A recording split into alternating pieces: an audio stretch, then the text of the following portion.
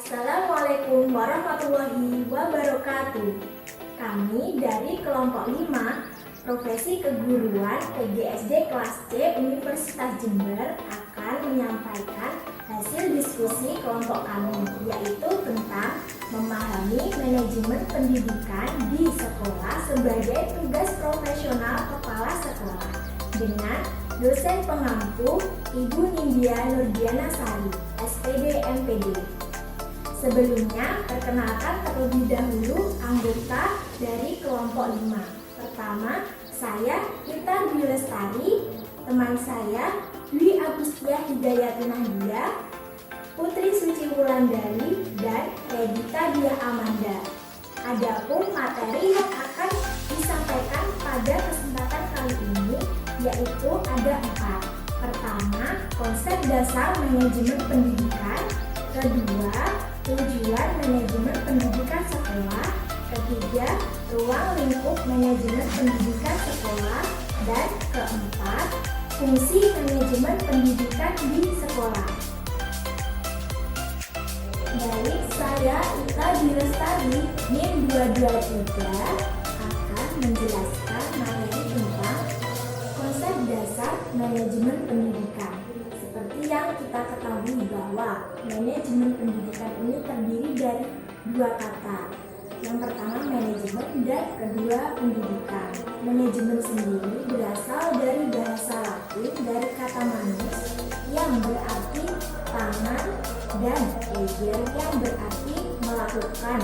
Kata-kata ini kemudian digabung menjadi manajer yang bermakna menangani sesuatu, mengatur, membuat sesuatu menjadi seperti apa yang diinginkan dengan mendayagunakan seluruh sumber daya yang ada. Kemudian menurut Harsey dan Blanchard pada tahun 1988, halaman 4, manajemen merupakan proses bekerja sama antara individu dan kelompok serta sumber daya lainnya dalam mencapai tujuan organisasi adalah sebagai aktivitas manajerial.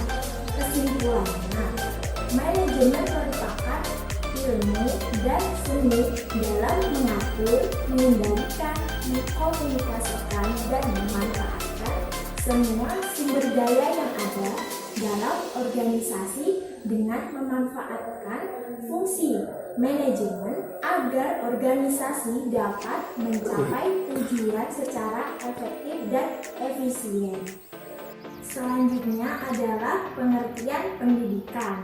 Apa itu pendidikan? Pendidikan secara semantik berasal dari bahasa Yunani yaitu paidagogia yang berarti pergaulan dengan anak-anak. Istilah ini berasal dari kata paidos yang artinya anak dan agogos yang artinya saya membimbing atau memimpin.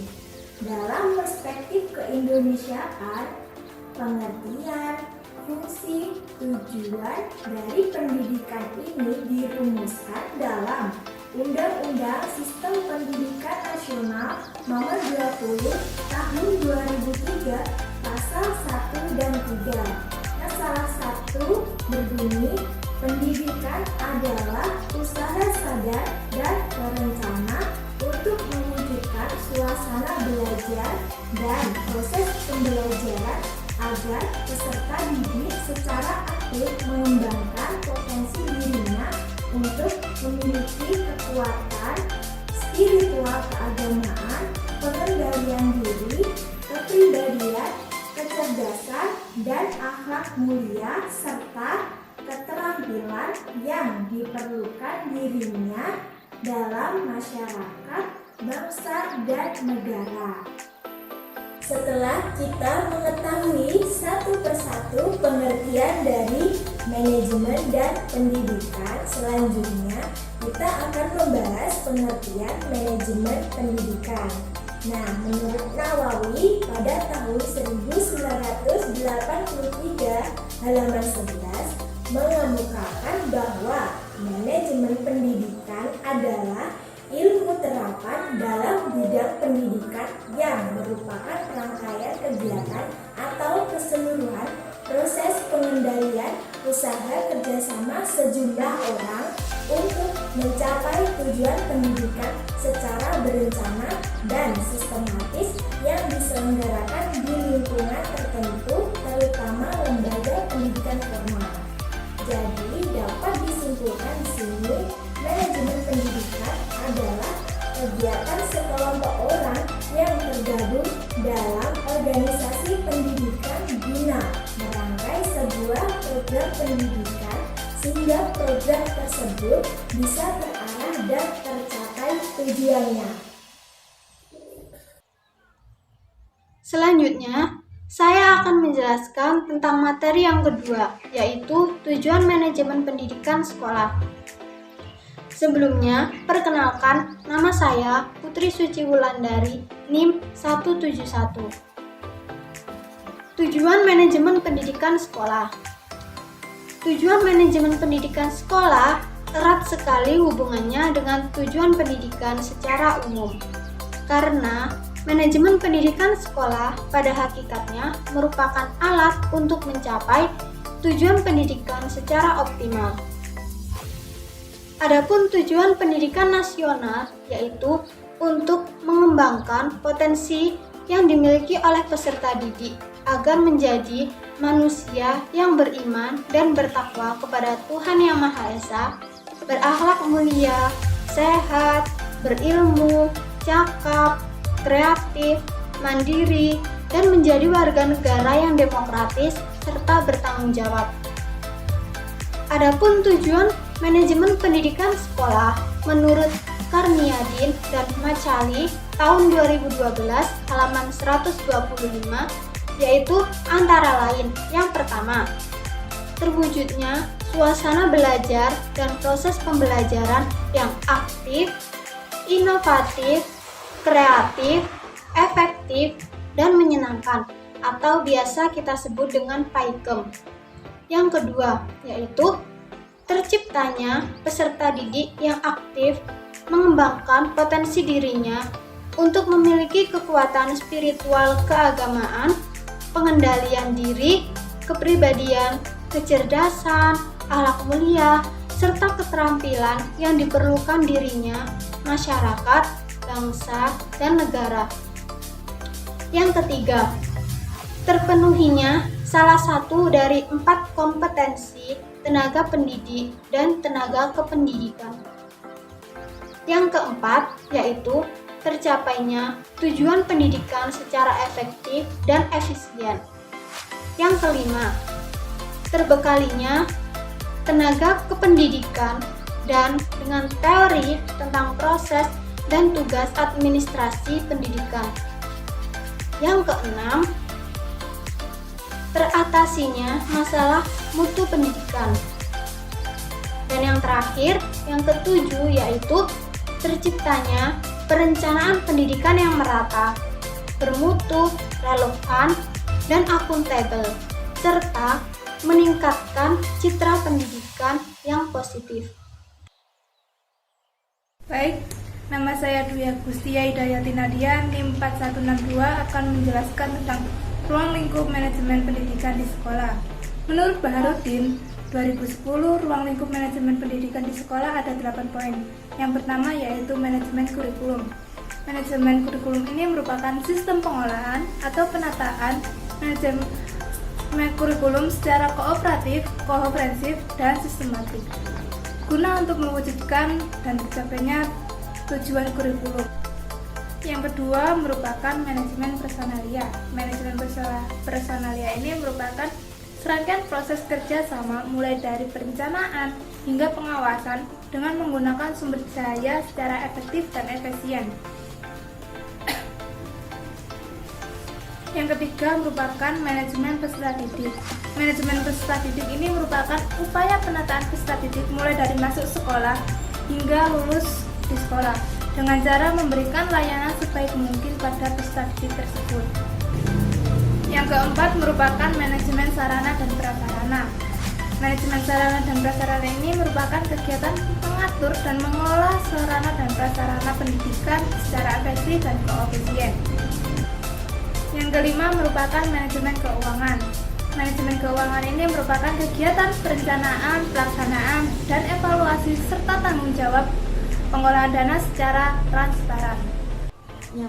Yang keenam merupakan manajemen administrasi. Dengan adanya manajemen administrasi ini dinilai mampu melihat keadaan masa depan. Keterkaitan antara manajemen administrasi dengan manajemen pendidikan terlihat dari aktivitas kepala sekolah sebagai pembuat kebijakan dan keputusan. Yang ketujuh merupakan manajemen humas. Dalam manajemen humas ini tidak hanya mencakup menginformasikan fakta dari sekolah saja, tetapi juga membantu kepala sekolah merencanakan dan mengembangkan sekolah. Yang kedelapan merupakan layanan khusus. Layanan khusus ini merupakan usaha yang tidak secara langsung berhubungan dengan proses pembelajaran, tetapi dapat mengoptimalkan dan mengembangkan proses belajar mengajar. Contohnya seperti ruang UKS, ruang perpustakaan, dan juga kantin. Perkenalkan, nama saya Rajita Dia Amanda, NIM 146, sebagai pemateri 4 yang akan membahas mengenai fungsi manajemen pendidikan di sekolah. Menurut Fatah, dalam bukunya tahun 2012 halaman 35, menyebutkan fungsi-fungsi manajemen yaitu sebagai berikut. Yang pertama, yaitu fungsi perencanaan. Fungsi perencanaan adalah sebagai pedoman pelaksanaan dan pengendalian, menentukan strategi pelaksanaan kegiatan, menentukan tujuan atau kerangka tindakan untuk mencapai tujuan tertentu. Dalam perencanaan, yang perlu diperhatikan adalah menetapkan tentang apa yang harus dikerjakan, kapan dan bagaimana pelaksanaannya, membatasi sasaran dan menetapkan pelaksanaan kerja untuk mencapai efektivitas maksimum melalui proses penentuan target, mengembangkan alternatif rencana, mempersiapkan dan mengkomunikasikan rencana-rencana dan keputusan. Adapun langkah-langkah dalam perencanaan menurut Asmendri dalam bukunya tahun 2012 halaman 15 yaitu sebagai berikut. Yang pertama, menentukan dan merumuskan tujuan yang hendak dicapai. Yang kedua, meneliti masalah atau pekerjaan yang akan dilakukan. Yang ketiga, mengumpulkan data atau informasi-informasi yang diperlukan.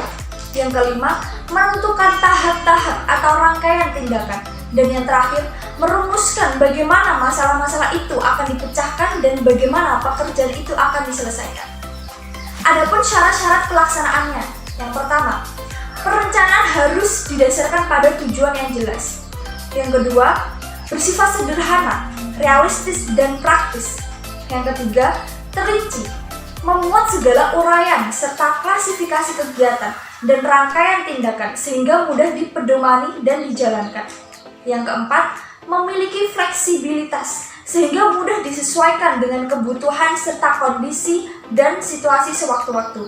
Yang kelima, terdapat perimbangan antara bermacam-macam bidang yang akan digarap dalam perencanaan itu menurut urgensinya masing-masing. Yang keenam, diusahakan adanya penghematan biaya, tenaga, waktu, serta kemungkinan penggunaan sumber-sumber daya dan dana yang tersedia dengan sewaktu-waktu. Dan yang terakhir, diusahakan agar sedapat mungkin tidak terjadi adanya duplikasi pelaksanaan. Fungsi manajemen pendidikan yang kedua yaitu pengorganisasian. Fungsi pengorganisasian diartikan sebagai kegiatan membagi tugas kepada orang-orang yang terlibat dalam kerjasama untuk memudahkan pelaksanaan kerja. Pelaksanaan fungsi pengorganisasian dapat memanfaatkan struktur yang sudah dibentuk dalam organisasi itu. Artinya, deskripsi tugas yang akan dibagikan adalah berdasarkan tugas dan fungsi struktur yang ada dalam suatu organisasi. Menurut Sarwoto dalam bukunya tahun 1978 halaman 78 menyebutkan proses pengorganisasian meliputi beberapa kegiatan. Yang pertama, perumusan tujuan. Yang kedua, penetapan tugas pokok. Yang ketiga, perincian kegiatan. Yang keempat, pengelompokan kegiatan-kegiatan dalam fungsi-fungsi. Yang kelima, departementasi, yaitu proses konservasi fungsi-fungsi menjadi satuan-satuan organisasi dengan berpedoman pada prinsip-prinsip organisasi. Yang keenam, pelimpahan otoritas. Artinya, sebagai kekuasaan atau hak untuk bertindak atau memberikan perintah untuk menimbulkan tindakan-tindakan dari orang lain. Yang ketujuh yaitu staffing. Staffing merupakan penempatan orang pada satuan-satuan organisasi yang telah tercipta dalam proses departementasi. Prinsip utama dalam staffing yaitu prinsip menempatkan orang yang tepat pada tempatnya atau the right man on the right place, dan prinsip menempatkan orang yang tepat pada jabatan atau pekerjaannya. Yang terakhir yaitu facilitating, merupakan proses terakhir dalam proses penyusunan pengorganisasian. Fasilitas yang harus diberikan dapat berupa materi atau keuangan. Prinsipnya adalah bahwa pemberian peralatan yang disediakan harus cukup dan sesuai dengan tugas dan fungsi yang harus dilaksanakan, serta tujuan yang hendak dicapai organisasi. Jika hal ini sudah selesai, maka organisasi sudah ready for action untuk mencapai tujuan. Fungsi manajemen pendidikan yang ketiga yaitu penggerakan. Penggerakan atau actoting adalah hubungan antara aspek-aspek individual yang ditimbulkan oleh adanya hubungan terhadap bawahan untuk dapat mengerti dan memahami prinsip pembagian kerja yang efektif dan efisien. Actoting adalah bagian yang sangat penting dalam proses manajemen.